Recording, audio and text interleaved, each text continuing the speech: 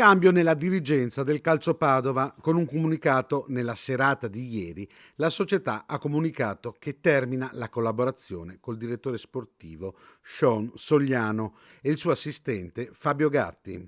A Sogliano e Gatti, continua la nota, vanno la riconoscenza e la stima della società per quanto fatto in questi anni.